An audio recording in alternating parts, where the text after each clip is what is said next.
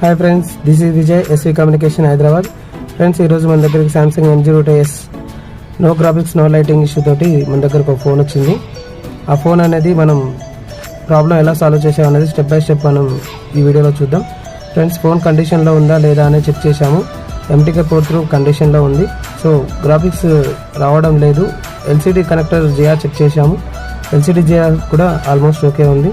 So voltage generate అవుతున్నాయని check చేస్తే మనకి PSN VSP +V -V అనేది జనరేట్ అవ్వట్లేదు.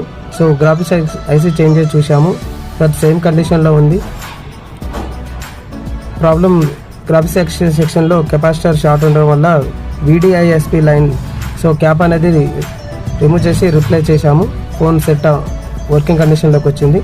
సో ఫ్రెండ్స్, ఇలాంటి ఏ ప్రాబ్లం ఉన్నా సరే మనకి కాంటాక్ట్ అవ్వండి. మీకు తక్కువ బడ్జెట్లో మీ ఫోన్ని రీఫిక్స్ చేయబడదు.